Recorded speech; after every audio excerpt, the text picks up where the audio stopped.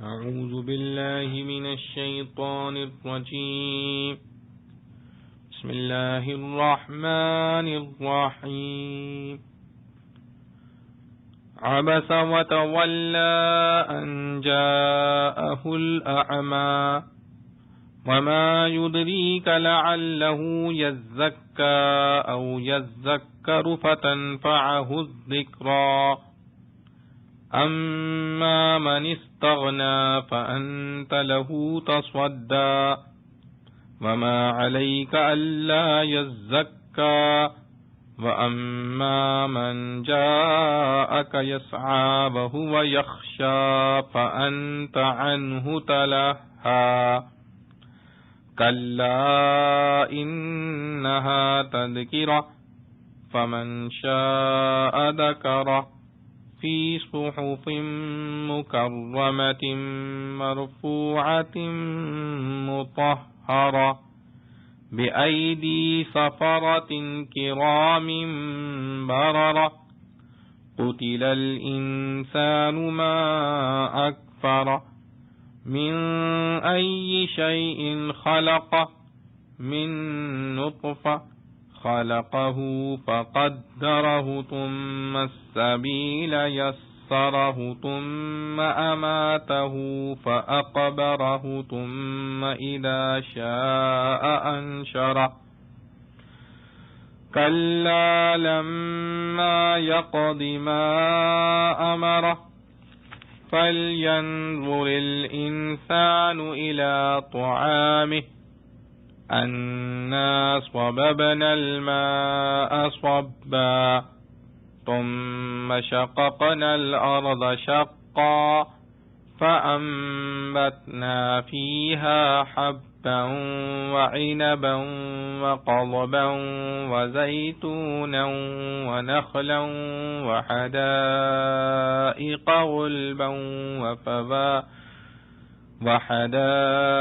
غلبا وفاكهة وأبا متاعا لكم ولأنعامكم فإذا جاءت الصاخة يوم يفر المرء من أخيه وأمه وأبيه وصاحبته وبنيه لكل امرئ منهم يومئذ شأن يغنيه وجوه يومئذ مسفرة ضاحكة مستبشرة ووجوه يومئذ عليها غبرة ترحقها قترة اولئک هم الکفرۃ الفجرہ۔ سورہ عبس مکہ میں نازل ہوئی اور اس کی 42 آیتیں ہیں اور 1 رکوع اور اسی طرح آخر تک۔ شروع اللہ کے نام سے جو بے حد مہربان نہایت رحم والا ہے۔ تیوری چڑھائی اور منہ موڑا اس بات سے کہ آیا اس کے پاس اندھا، اور تجھ کو کیا خبر ہے شاید کہ وہ سنورتا یا سوچتا تو کام آتا اس کے سمجھانا۔ وہ جو پرواہ نہیں کرتا سو تو اس کی فکر میں ہے، اور تجھ پر کچھ الزام نہیں کہ وہ نہیں درست ہوتا۔ اور وہ جو آیا تیرے پاس دوڑتا اور وہ ڈرتا ہے سو تو اس سے تغافل کرتا ہے۔ یوں نہیں، یہ تو نصیحت ہے۔ پھر جو کوئی چاہے اس کو پڑھے، لکھا ہے عزت کے ورقوں میں،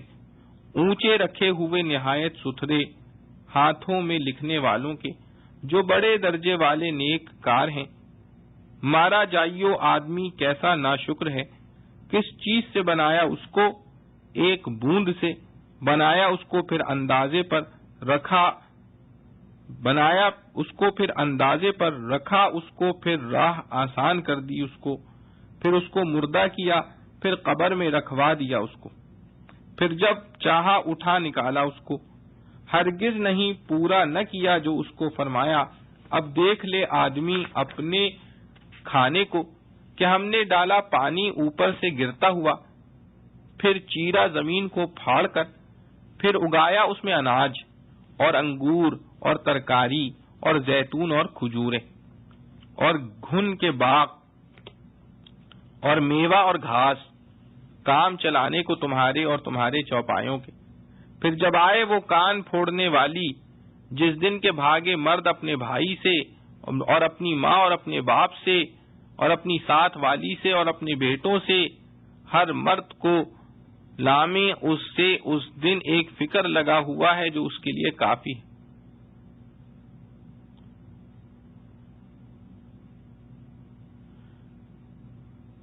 کتنے منہ اس دن روشن ہیں، ہنستے خوشیاں کرتے، اور کتنے منہ اس دن ان پر گرد پڑی ہے، چڑھی آتی ہے ان پر سیاہی۔ یہ لوگ وہی ہیں جو منکر ہیں ڈھیٹ۔ خلاصہ تفسیر، شان نزول۔ ان آیات کے نزول کا قصہ یہ ہے کہ ایک بار رسول اللہ صلی اللہ علیہ وسلم بعض رؤسائے مشرکین کو سمجھا رہے تھے۔ بعض روایات میں ان میں سے بعض کے نام بھی آئے ہیں، ابو جہل بن ہشام، عتبہ بن ربیعہ، ابی بن خلف، امیہ بن خلف، شیبہ،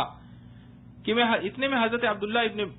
ام مکتوم نابینا صحابی حاضر ہوئے اور کچھ پوچھا۔ یہ قطع کلام آپ کو ناگوار ہوا اور آپ نے ان کی طرف التفات نہیں کیا، اور ناگواری کی وجہ سے آپ چیں بچیں ہوئے۔ جب اس مجلس سے اٹھ کر گھر جانے لگے تو آثار وحی کے نمودار ہوئے اور یہ آیت عبس وتولی نازل ہوئی۔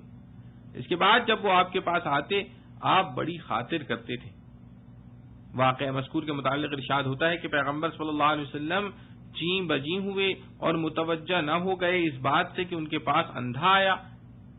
یہاں تو غائب کے صیغے سے فرمایا، اور یہ متکلم کے انتہائی لطف و کرم اور مخاطب کی تکریم ہے کہ رو در رو اس امر کی نسبت نہیں فرمائی، اور آگے خطاب کا صیغہ بطور التفات کے اس لیے اختیار کیا کہ شبہ اعراض کا نہ ہو۔ اور ارشاد ہوتا ہے کہ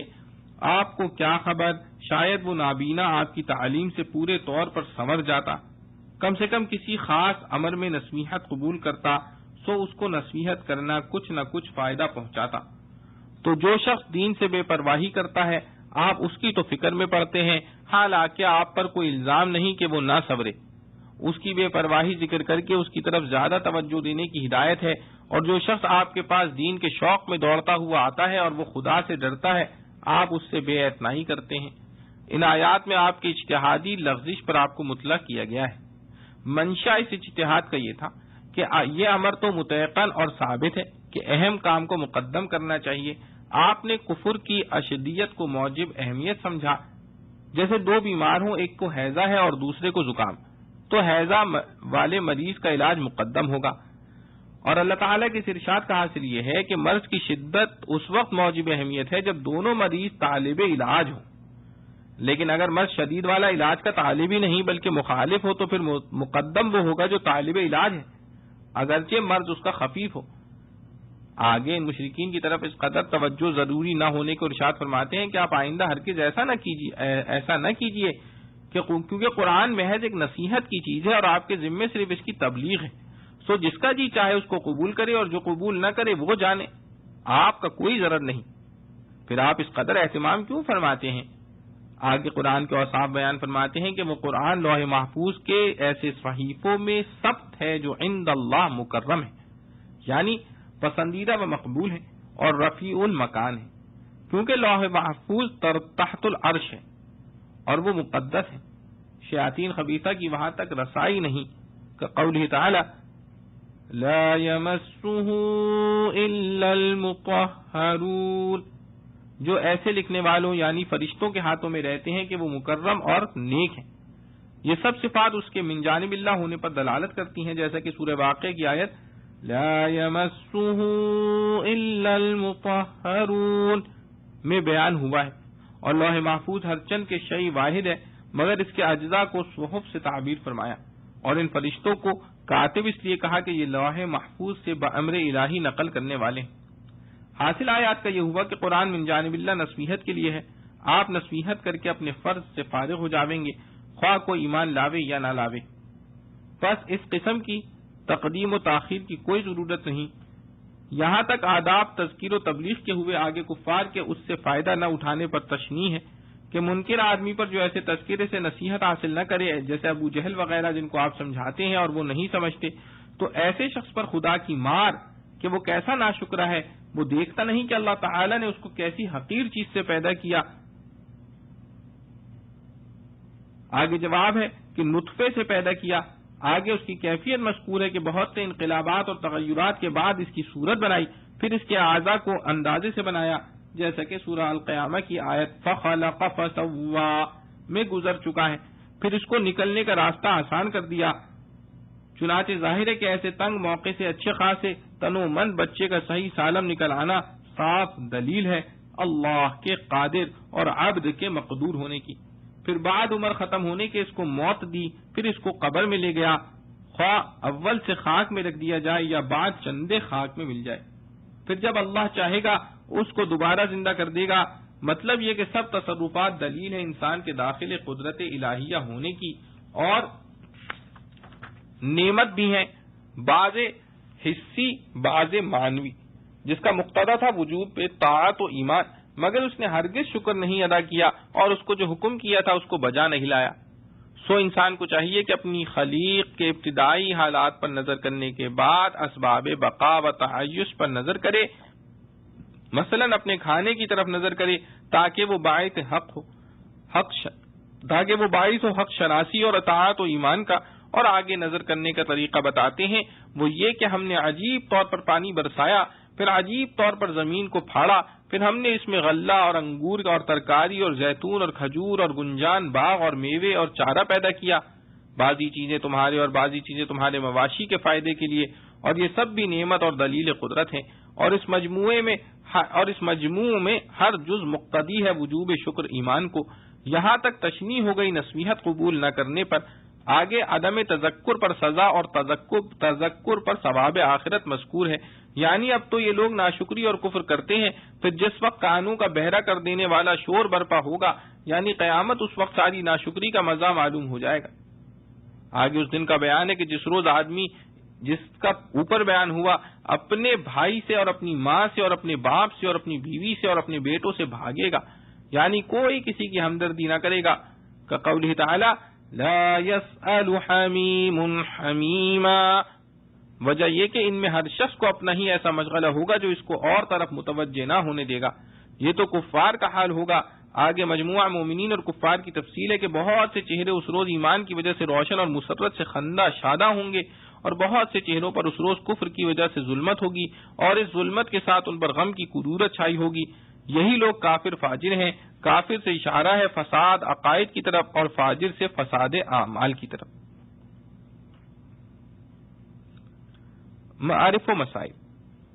شان نزول میں جو واقعہ حضرت عبداللہ ابن ام مکتوم نابینا صحابی رضی اللہ عنہ کا نقل کیا گیا ہے، اس میں بغوی نے یہ مزید روایت کیا ہے کہ حضرت عبداللہ رضی اللہ تعالی عنہ کو نابینا ہونے کے سبب یہ تو معلوم نہیں ہو سکا کہ آپ صلی اللہ علیہ وسلم کسی دوسرے سے گفتگو میں مشغول ہیں۔ مجلس میں داخل ہو کر حضرت صلی اللہ علیہ وسلم کو آواز دینی شروع کی اور بار بار آواز دی۔ اور ابن کثیر رحمۃ اللہ علیہ کی روایت میں یہ بھی ہے کہ انہوں نے حضرت صلی اللہ تعالی علیہ وسلم سے ایک آیت قرآن پڑھوانے کا سوال کیا، اور اس سوال کے فوری جواب دینے پر اصرار کیا، اور رسول اللہ صلی اللہ تعالی علیہ وسلم اس وقت مکہ کے کفار سرداروں کو دین کی تبلیغ کرنے اور سمجھانے میں مصروف تھے۔ یہ سردار عتبہ بن ربیعہ، ابو جہل ابن ہشام اور حضرت صلی اللہ علیہ وسلم کے چچا حضرت عباس رضی اللہ عنہ تھے، جو اس وقت تک مسلمان نہیں ہوئے تھے۔ رسول اللہ صلی اللہ علیہ وسلم کو اس موقع پر عبداللہ ابن ام مکتوم رضی اللہ عنہ کا اس طرح خطاب کرنا اور ایک آیت کے الفاظ درست کرنے کے معمولی سوال پر فوری جواب کے لیے اصرار کرنا ناگوار ہوا، جس کی بڑی وجہ یہ تھی کہ عبداللہ ابن ام مکتوم رضی اللہ عنہ پکے مسلمان اور ہر وقت کے حاضر باش تھے، دوسرے اوقات میں بھی سوال کر سکتے تھے۔ ان کے جواب کے مؤخر کرنے میں کسی دینی نقصان کا خطرہ نہ تھا، بخلاف رؤسائے قریش کے۔ نہ یہ لوگ ہر وقت آپ کی خدمت میں آتے تھے اور نہ ہر وقت ان کو اللہ کا کلمہ پہنچایا جا سکتا ہے۔ اس وقت یہ لوگ آپ کی بات سن رہے تھے جس سے ان کے ایمان لانے کی توقع کی جا سکتی تھی، اور ان کی بات کاٹ دی جاتی تو ایمان ہی سے محرومی ان کی ظاہر تھی۔ ان مجموعہ حالات کی وجہ سے رسول اللہ صلی اللہ تعالی علیہ وآلہ وسلم نے ابن ام مکتوم رضی اللہ عنہ سے رخ پھیر کر اپنی ناگواری کا اظہار فرمایا اور جو گفتگو تبلیغ حق کی رؤسائے قریش کے ساتھ جاری تھی اس کو جاری رکھا۔ اس پر مجلس سے فارغ ہونے کے وقت سورہ عبس کی آیات مذکورہ نازل ہوئی، جس میں آپ کے اس طرز عمل کو ناپسندیدہ قرار دے کر آپ کو ہدایت کی گئی۔ رسول اللہ صلی اللہ علیہ وسلم کا یہ طرز عمل اپنے اجتہاد پر مبنی تھا کہ جو مسلمان آداب مجلس کے خلاف طرز گفتگو اختیار کرے اس کو کچھ تنبیہ ہونی چاہیے تاکہ آئندہ وہ آداب مجلس کی رعایت کرے۔ اس کے لیے تو آپ نے حضرت ام مکتوم سے رخ پھیر لیا، اور دوسری بات یہ تھی کہ بظاہر حال کفر و شرک سب سے بڑے گناہ ہیں، ان کے ازالے کی فکر مقدم ہونا چاہیے بمقابلے دین کے فروعی احکام کی تعلیم کے جو عبداللہ ابن ام مکتوم چاہتے تھے۔ مگر اللہ تعالی جل شانہ نے آپ کے اس اجتہاد کو درست قرار نہیں دیا اور اس پر متنبہ فرمایا کہ یہاں قابل غور یہ بات تھی کہ ایک شخص جو آپ سے دینی تعلیم کا طالب ہو کر سوال کر رہا ہے اس کے جواب کا فائدہ تو یقینی ہے، اور جو آپ کا مخالف ہے آپ کی بات سننا بھی پسند نہیں کرتا اس سے گفتگو کا فائدہ موہوم ہے۔ موہوم کو یقینی پر ترجیح نہ ہونا چاہیے۔ اور عبداللہ ابن ام مکتوم سے جو آداب مجلس کے خلاف بات سرزد ہوئی ان کا عذر قرآن نے لفظ اعمیٰ سے کہہ کر بتلا دیا کہ وہ نابینا تھے، اس لیے اس کو نہ دیکھ سکتے تھے کہ آپ صلی اللہ علیہ وسلم اس وقت کے شغل میں ہیں،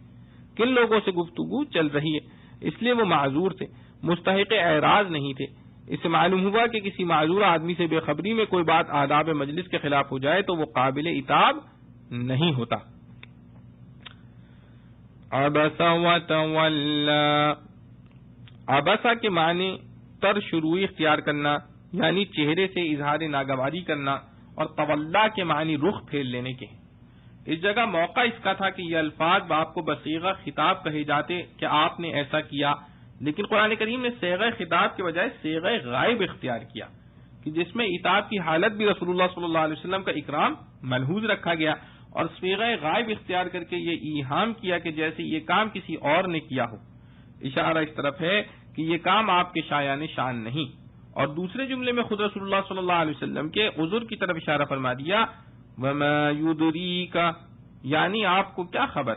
اس میں بتلا دیا کہ اعراض کی وجہ یہ پیش آئی ہے کہ آپ صلی اللہ تعالی علیہ وسلم کا دھیان اس طرف نہیں گیا کہ یہ صحابی جو کچھ دریافت کر رہے ہیں اس کا اثر یقینی ہے اور غیروں سے گفتگو کا اثر موہوم۔ اور اس دوسرے جملے میں صیغہ غائب چھوڑ کر صیغہ خطاب کا اختیار فرمانے میں بھی رسول اللہ صلی اللہ تعالی علیہ وسلم کی تکریم اور دلجوئی ہے کہ اگر بالکل خطاب کا صیغہ استعمال نہ ہوتا تو یہ شبہ ہو سکتا تھا کہ اس طرز عمل کی ناپسندیدگی ترک خطاب کا سبب بن گئی، جو حضرت صلی اللہ تعالی علیہ وسلم کے لیے ایک ناقابل برداشت رنج و الم ہوتا۔ اس لیے جس طرح پہلے جملے میں خطاب کے بجائے غائب کا صیغہ استعمال کرنا رسول اللہ صلی اللہ علیہ وسلم کی تکریم ہے، اسی طرح دوسرے جملے میں خطاب کرنا بھی آپ کی تکریم اور دلجوئی ہے۔ لَعَلَّهُ يَزَّكَّىٰ أَوْ يَذَّكَّرُ فَتَنفَعَهُ الذِّكْرَىٰ، یعنی آپ کو کیا معلوم کہ یہ صحابی جو بات دریافت کر رہے ہیں اس کا فائدہ متیقن تھا کہ آپ ان کو تعلیم دیتے تو یہ اس کے ذریعے اپنے نفس کا تزکیہ کر لیتے اور کمال حاصل کر لیتے، اور یہ بھی نہ ہوتا تو کم از کم اس ذکر اللہ سے وہ ابتدائی نفع اٹھاتے کہ اس سے ان کے دل میں اللہ تعالی کی محبت اور خوف کی ترقی ہو جاتی۔ لفظ ذکرا کے معنی کثرت ذکر کے ہیں۔ یہاں قرآن کریم نے دو جملے اختیار فرمائے، یزکا اور یذکر۔ پہلے کے معنی پاک صاف ہو جانے کے ہیں اور دوسرے کے معنی نصیحت حاصل کرنے اور ذکر سے متاثر ہونے کے ہیں۔ پہلا مقام ابرار و اتقیاء کا ہے جو اپنے نفس کو ظاہری اور باطنی ہر قسم کی گندگیوں سے پاک صاف کر لیں، اور دوسرا مقام طریق دین پر چلنے کے ابتدائی حال کا ہے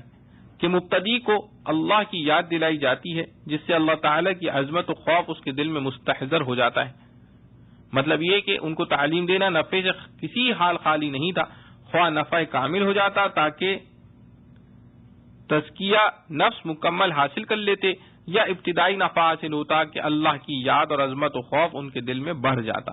اور دونوں جملے بحرف تردید یعنی او کے ساتھ استعمال کیے گئے کہ ان دونوں میں سے کوئی ایک حال ضرور حاصل ہوتا۔ اس میں اصطلاحی مانعات الخلو ہے، یعنی احتمال یہ بھی ہے کہ دونوں نفع جمع ہو جائیں کہ ابتداءً تذکر ہو اور اس کے بعد تزکیہ، مانع الجمع نہیں کہ دونوں جمع نہ ہو سکیں۔ تبلیغ و تعلیم کے لیے ایک اہم اصول قرآنی۔ اس موقع میں یہ تو ظاہر ہے کہ رسول اللہ صلی اللہ علیہ وسلم کے سامنے دو کام بیک وقت آ گئے۔ ایک مسلمان کو تعلیم اور اس کی تکمیل اور دل جوئی، دوسرے غیر مسلموں کی ہدایت کے لیے ان کی طرف توجہ۔ قرآن کریم کے اس ارشاد نے یہ واضح کر دیا کہ پہلا کام دوسرے کام پر مقدم ہے، دوسرے کام کی وجہ سے پہلے کام میں تاخیر کرنا یا کوئی خلل ڈالنا درست نہیں۔ اس سے معلوم ہوا کہ مسلمانوں کی تعلیم اور ان کی اصلاح کی فکر غیر مسلموں کو اسلام میں داخل کرنے کی فکر سے اہم اور مقدم ہے۔ اس میں ان علماء کے لیے ایک اہم ہدایت ہے جو غیر مسلموں کے شبہات کے ازالے اور ان کو اسلام سے مانوس کرنے کی خاطر بعض ایسے کام کر بیٹھے ہیں جن سے عام مسلمانوں کے دلوں میں شکوک و شبہات یا شکایات پیدا ہو جاتی ہیں۔ ان کو اس قرآنی ہدایت کے مطابق مسلمانوں کی حفاظت اور اصلاح حال کو مقدم رکھنا چاہیے۔ اکبر مرحوم نے خوب فرمایا، بے وفا سمجھی تمہیں اہل حرم اس سے بچو، بے وفا سمجھیں تمہیں اہل حرم اس سے بچو، دیر والے کج ادا کہہ دیں یہ بدنامی بھلی۔ بات کی آیتوں میں قرآن کریم نے اسی بات کو پوری وضاحت سے بیان فرمایا ہے کہ اما من استغنا فانت له تصدى، یعنی جو شخص آپ سے اور آپ کے دین سے استغنا اور بے رخی برت رہا ہے، آپ اس کے تو درپے ہیں کہ کسی طرح یہ مسلمان ہو جائے، حالانکہ یہ آپ کے ذمے نہیں، اور اگر وہ مسلمان نہ ہو تو آپ پر کوئی الزام نہیں۔ اور جو شخص دوڑتا ہوا طلب علم دین کے لیے آیا اور وہ خدا تعالی سے ڈرنے والا بھی ہے تو آپ اس کی طرف توجہ نہیں دیتے۔ اس میں واضح طور پر حضرت صلی اللہ تعالی علیہ وسلم کو ہدایت دی گئی کہ مسلمانوں کی تعلیم اور اصلاح و تربیت کر کے ان کو پکا مسلمان اور قوی مومن بنانا یہ غیر مسلموں کو اسلام میں داخل کرنے کی فکر سے زیادہ اہم اور مقدم ہے، اس کی فکر زیادہ چاہیے، واللہ اعلم۔ اس کے بعد قرآن مجید کا اللہ کی طرف سے تذکرہ و نصیحت ہونا اور اس کا مکرم عالی شان ہونا بیان فرمایا ہے۔ فی صحف مکرمۃ مرفوعۃ مطہرہ، صحف سے مراد لوح محفوظ ہے، وہ اگرچہ ایک ہی ہے مگر اس کو بصیغہ جمع صحف سے تعبیر اس لیے کیا گیا کہ اس میں سب صحائف آسمانی لکھے ہوتے ہیں، یا اس لیے کہ فرشتہ اپنے صحیفے اس سے نقل کرتے ہیں۔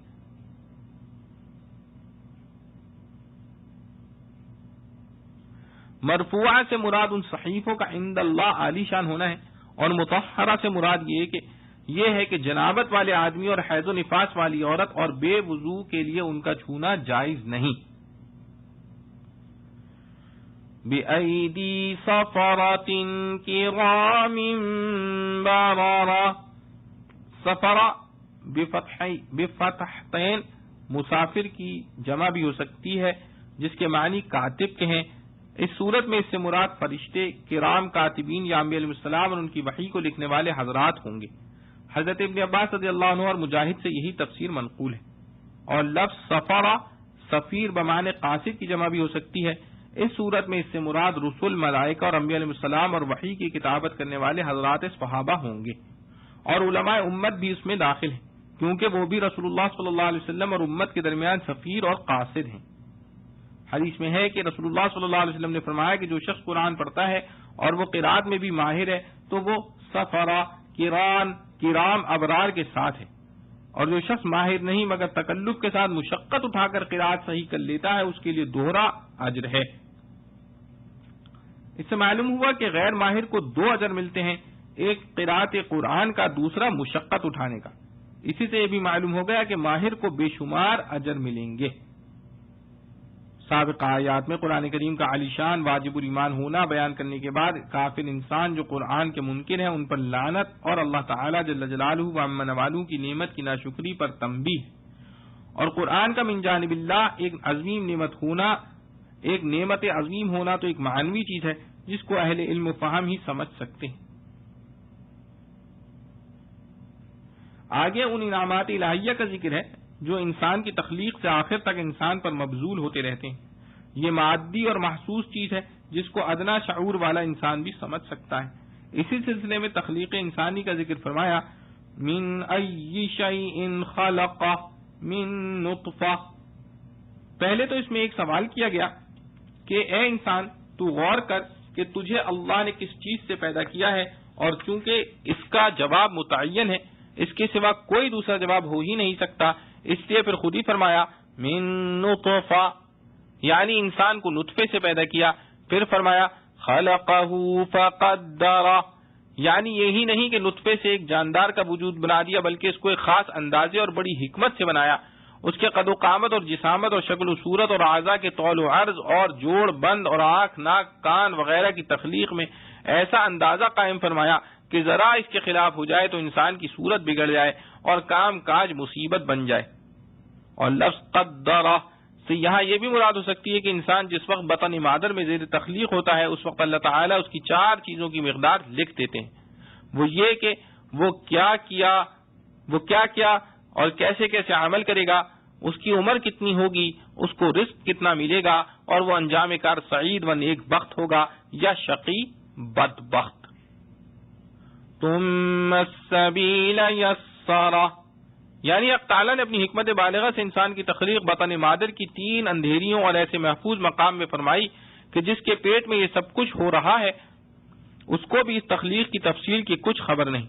پھر یہ زندہ تمام اعضاء و جوارے سے مکمل انسان جس جگہ میں بنا ہے وہاں سے اس دنیا میں آنے کا راستہ بھی باوجود تنگ ہونے کے حق تعالیٰ کی قدرت کاملہ ہی نے آسان فرما دیا کہ 4-5 پاؤنڈ کا وزن جسم صحیح سالم برآمد ہو جاتا ہے اور ماں کے وجود کو بھی اس سے کوئی خاص نقصان نہیں پہنچتا. فتبارک اللہ احسن الخالقین. ثم اماتہ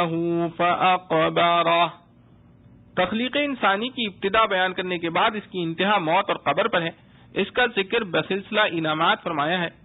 اسے معلوم ہوا کہ انسان کی موت در حقیقت کوئی مصیبت نہیں، نعمت ہی ہے. حدیث میں رسول اللہ صلی اللہ علیہ وسلم نے فرمایا تحفۃ المومن الموت، کہ مومن کا تحفہ موت ہے اور اس میں مجموعہ عالم کے اعتبار سے بڑی حکمتیں ہیں. اور فاقبرہ کہ معنی پھر اس کو قبر میں داخل کیا، یہ بھی ایک انعام ہے کہ انسان کو حق تعالیٰ نے عام جانوروں کی طرح نہیں رکھا کہ مر گیا تو وہیں زمین پر سڑتا اور پھولتا پھٹتا ہے، بلکہ اس کا اکرام یہ کیا گیا کہ اس کو نہلا کر نئے اور پاک صاف کپڑوں میں ملبوس کر کے احترام کے ساتھ قبر میں دفن کر دیا جاتا ہے. مسئلہ اس آیت سے معلوم ہوا کہ مردہ انسان کو دفن کرنا واجب ہے. کلا لما یقض ما امرہ، اس میں تخلیق انسانی کی ابتدا و انتہا اور ان میں حق تعالیٰ کی قدرت کاملہ اور انعامات کا ذکر کرنے کے بعد ممکن انسان کو تنبیہ کی گئی کہ ان آیات الہیہ اور انعامات کا تقاضا تھا کہ انسان ان میں غور کر کے اللہ پر ایمان لاتا اور اس کے احکام کی تعمیل کرتا، مگر اس بد نصیب نے ایسا نہیں کیا. آگے پھر ان انعامات الہیہ کا تذکرہ ہے جو حق تخلیق انسانی کی ابتدا و انتہا کے درمیانی زمانے میں انسان پر مبذول ہوتے ہیں کہ انسان کا رزق کس طرح پیدا کیا جاتا ہے، کیا آسمان سے پانی برستا ہے، بیج اور دانہ جو زمین میں مدفون ہے، یہ بارش اس میں ایک حیات نباتی پیدا کرتی ہے جس کے ذریعے ایک نحیف و ضعیف کوپل زمین کو شق کر کے اوپر نکلتی ہے اور پھر اس سے انواع و اقسام کے غلے، میوے اور باغات وجود میں آتے ہیں. ان سب انعامات الہیہ پر انسان کو مکرر سکرر تنبیہ کے بعد آخر صورت میں پھر قیامت کا ذکر ہے. فَإِذَا جَاءَتِ الصَّاخَّةُ، صاخہ ایسے شور اور سخت آواز کو کہتے ہیں جس سے انسان کے کان بہرے ہو جائیں. مراد اس سے شور قیامت یعنی نفخ صور ہے. یوم یفر المرء من اخیہ، یہ محشر میں سب کے جمع ہونے کے وقت کا بیان ہے کہ ہر شخص اپنے اپنے فکر میں اور نفسی کے عالم میں ہوگا.